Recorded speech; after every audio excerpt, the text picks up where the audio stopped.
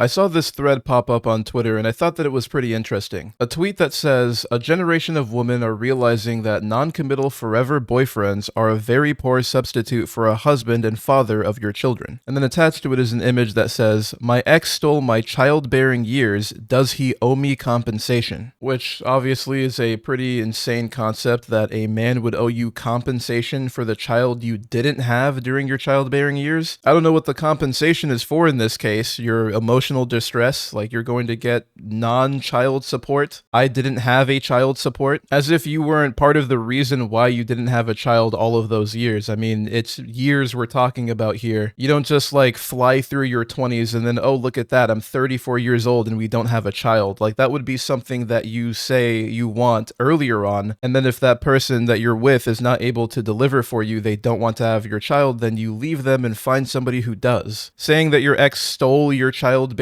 years is insanity. Like, you have the ability to leave that person at any point and find a man who will marry you and will have your child. It's pretty absurd to pretend like you as the adult woman don't have any kind of accountability in that decision not to have a child. As if the man was holding you hostage and preventing you from breaking up with him and seeing someone else that would do for you what you really wanted and helping you have a kid. So then attached below is this video of Lois McLatchy Miller talking about the situation, and this is what she had to say.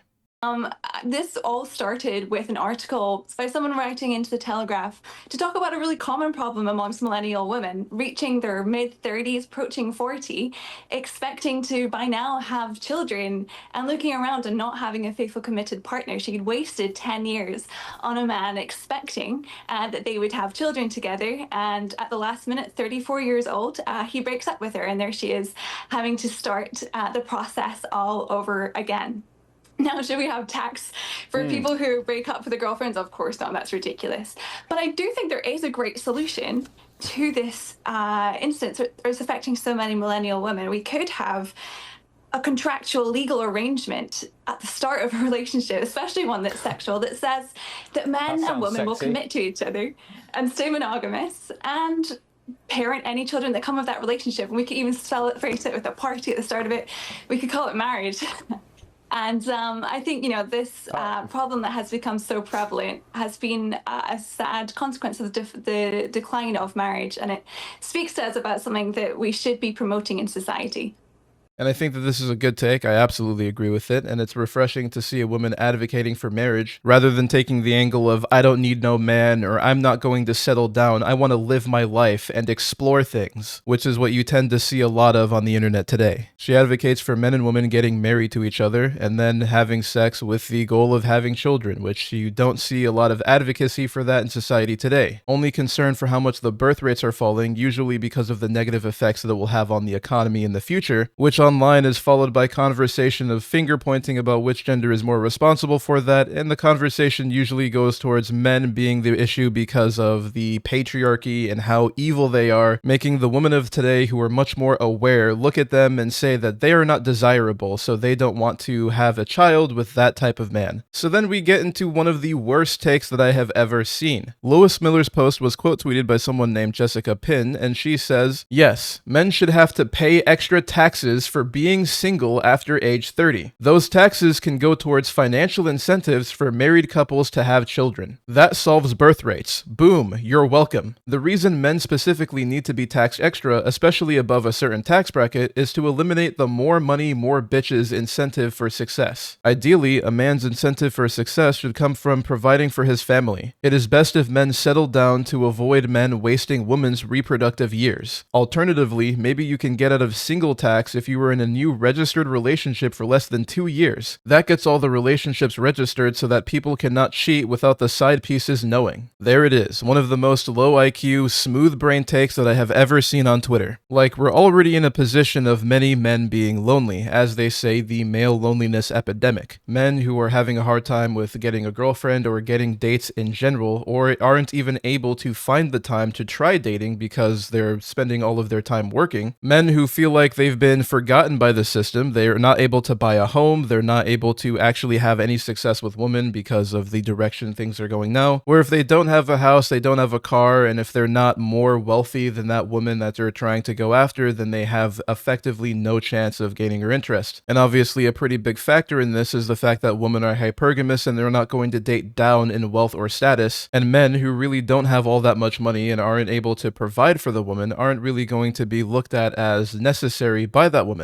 And as many women focus on furthering their careers and trying to make as much money as possible, they're not really focused on getting married and settling down, having children. And on top of that, even if a man does try to court them, they're probably going to have a low success rate if that woman doesn't consider them to be better than her, making more money than her, higher status than she is. And I know there are exceptions, but this is the rule, which is why it makes it absolutely ridiculous that men would be the ones getting taxed more money for being single when in the first place they're not trying to stay single in a lot of cases. Even if the men did want to stay single though, they would have their reasons for doing that. Like, for example, the financial incentive. It costs a lot of money to try to court a woman. Obviously, you have to be the one to approach them as a man and ask them out on dates because women are not going to approach you because they are not assertive. And this is just by nature. It's the biology of men and women. If you're a man and you are waiting for a woman to come to you, I mean, it might happen, but the rule is that women are going to wait for you to come to them. Anything else is more of an exception that you can't really rely on if you really want to get into a relationship. So then you have to go up to the woman as the man and then court her, go on dates, which you're going to be paying for, and then she can decide whether or not she wants to have anything to do with you. This is after you've already spent probably hundreds of dollars on dates, which you don't really have a lot of money to be spending to begin with, but you're setting something aside so that you can try to invest in your future and having a relationship that could develop into a marriage and,